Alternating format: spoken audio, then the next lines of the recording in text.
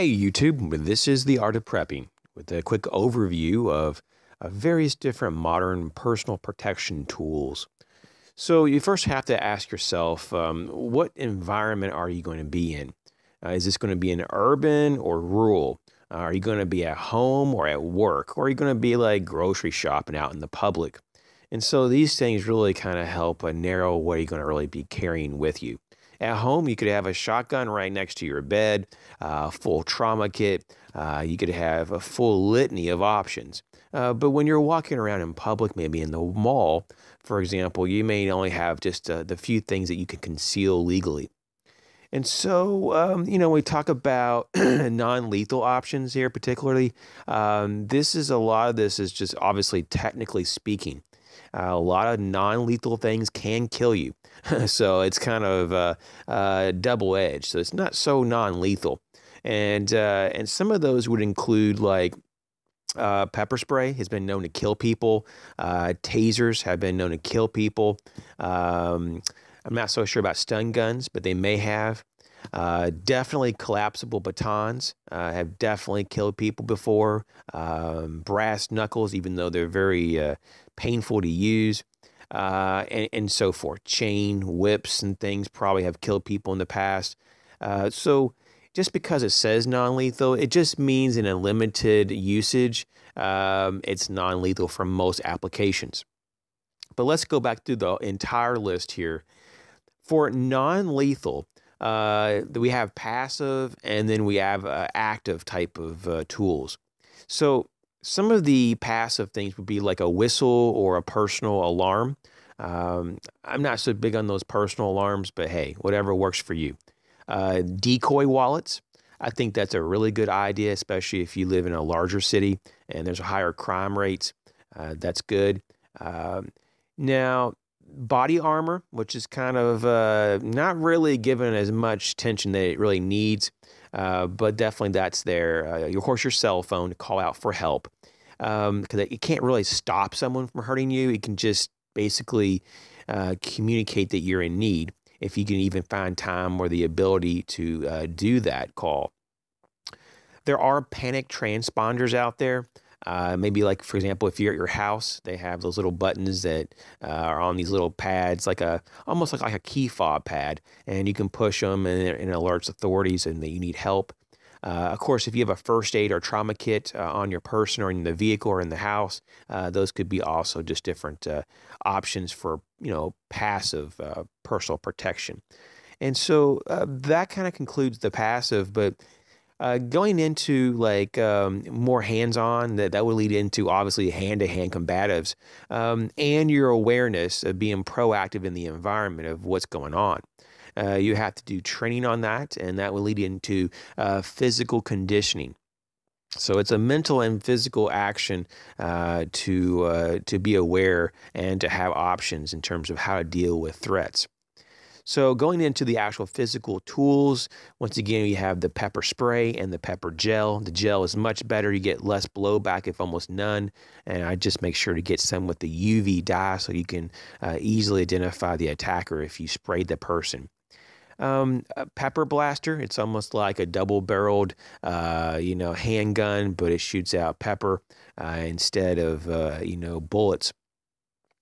Flashlights can definitely be used to strike someone or to blind them, or you can strobe them to disorient. But if you're going to actually have a real flashlight for this reason, I would get a cannulated bezel on the light to make sure the light is big enough that it extends a little bit past the palm. You don't want something that's just like a micro flashlight.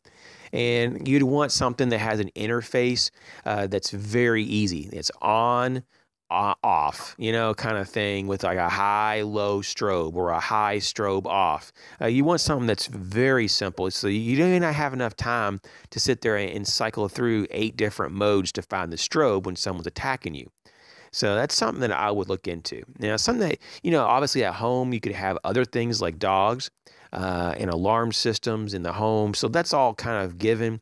But going back to things you can carry, you have like tasers, and a lot of tasers have a stun gun built into it. So after it's deployed, and you don't hit the person and you have to get more closer to the person, or the person closes in on you, you can use the stun gun. I'm not a real big fan of all that. Tasers and stun guns, it's kind of so iffy.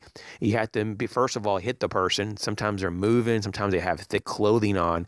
It's just really not the best option. Just like tactical pins, it sounds cool, and there are good tactical pins. I have some higher quality tactical pins, but you can make do with a lot of things for improvised striking and pressure point usage, like, for example, a Kubaton too. So some of the tactical pins are really hokey, but it would be better than nothing probably. Collapsible batons. Just like if you had a large enough flashlight, a collapsible baton could be deadly if you deployed it in certain fashions, hit the head, other different types of the body, like pressure points hard enough possibly, and or if you hit them long enough or multiple times, you could definitely kill someone with a baton.